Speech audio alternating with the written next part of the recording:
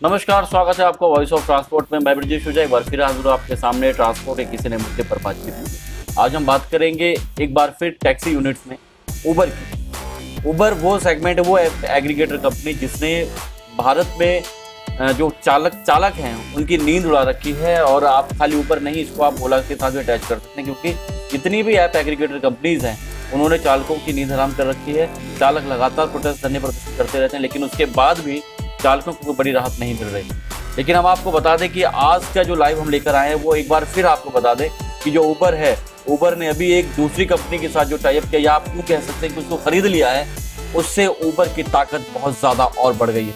यानी अगर आप ये सोच रहे हैं कि उबर को भारत से निकाल पाना आसान होगा चालकों के लिए, तो शायद ये और मुश्किल होता नजर आ रहा है, क्योंकि लगातार ओला और उबर को जो बाहर फंडिंग्स मिल रही हैं उसको अलग दरकिनार कर दें, हम हटा भी दें, लेकिन उबर ने अब जो कंपनी को खरीदा है, दुबई की जो कंपनी खरीदी उन्होंने, वो दुबई की इतनी बड़ी कंपनी है कि जिसको खरीदने के बाद, जिसका अधिग्रहण करने के बाद उबर की ताकत और बढ़ जाएगी, वो और मजबूत हो जाएगी और उसका सीधा असर होगा। क्योंकि सबके टारगेट ऑडियंस जो है, सबकी जो टारगेट कंट्री है, वो आपको भी पता है कि भारत है। भारत में स्कोप बहुत ज़्यादा है, भारत में काम करने के जो फ्यूचर कह सकते हैं वो बहुत ज़्यादा है। क्योंकि जिस तरह ओला और उबर ने आने के बाद यहाँ पर अपना पैठ बनाई है, अपनी मजबूती को और मजबूत किया है, वो साफ बताता है कि जो इन कंपनियों का जो टारगेट है वो भारत है, और भारत में काम करना उनको इसलिए सुहारा है क्योंकि यहाँ पर वो अपनी मनमानी कर सकते हैं। और जैसा कि यूनियंस के लोगों का कहना है कि किसी भी नियम कायदे कानून को ना मानते हुए भी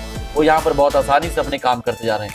आइए अब खबर पर आते हैं। खबर को बताने से पहले आपसे रिक्वेस्ट है, निवेदन है कि इस चैनल को जरूर सब्सक्राइब करें, वीडियो को लाइक शेयर और कमेंट करें, जिससे आपके पास आती रहे ट्रांसपोर्ट जगत की हर महत्वपूर्ण खबर। आइए आपको बताते हैं, 2020 की पहली तिमाही तक ये जो सौदा की बात हम कर रहे हैं ये पूरा हो जाए।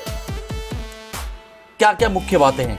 करीम के अधिग्रहण, आपको बता दें कि जो अभी स्टोरी आ रही है, जो अभी खबर है, उस खबर के मुताबिक अगर हम बात करें तो उबर ने एक बड़ी कंपनी को, यानी आप क्या दुबई बेस्ड प्रोवाइडर करीम के 3 करोड़ रजिस्टर्ड यूजर हैं। तो आप ये समझ सकते हैं कि 3 करोड़ रजिस्टर्ड यूजर उसके हैं जो करीम यूज करते हैं। Dubai based taxi provider company है ये। उत्तरी अफ्रीका, मध्य पूर्व और दक्षिणी एशिया के 120 शहरों में इसकी सर्विस है। यानी आप देख सकते हैं कि कितनी बड़ी पावर है, कितनी बड़ी कंपनी है, और 2020 तक ये पूरा हो सकता है। यानी अब आपको डिटेल बताते हैं कि करीम के अधिग्रहण के लिए उबर 1.4 अरब डॉलर नगद भुगतान करेगी और 1.7 अरब डॉलर के एक कन्वर्टिबल नोट्स जारी करेगी। डील 2020 की पहली तिमाही में पूरी होने की उम्मीद है। इसके लिए रेगुलेटर्स की मंजूरी जरूरी है। उबर के सीईओ दारा खुसरो शाही का कहना है कि मिडिल ईस्ट के शहरी परिवहन का भविष्य तय करने में करीम ने अहम भूमिका निभाई। यह क्षेत्र का सबसे सफल स्टार्टअप है। दोनों कंपनियों के एक होने से ग्राहकों, ड्राइवरों और शहरों को फायदा होगा। हर बार ड्राइवरों की बात आती है, लेकिन शायद ड्राइवर्स का फायदा कंपनियों के लिए कोई ज्यादा गंभीर मुद्दा नहीं होता। उबर से डील के बाद भी करीम के को फाउंडर और सीईओ मुदस्सिर शेख पहले की तरह बिजनेस देखते रहेंगे। दोनों ब्रांड स्वतंत्र रूप से काम करेंगे।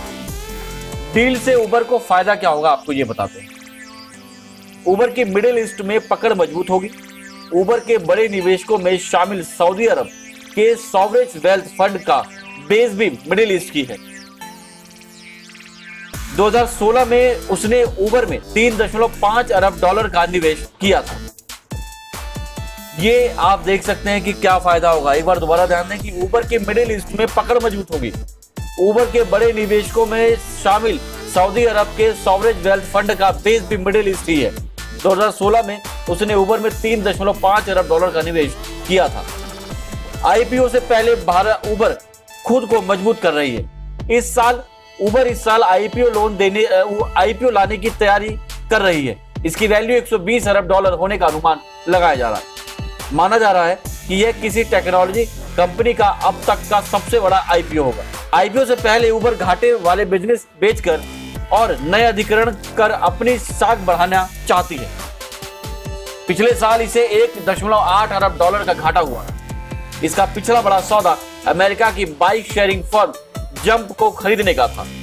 उबर को चीन और साउथ ईस्ट एशिया जैसे बड़े बाजारों से बाहर होना पड़ा था।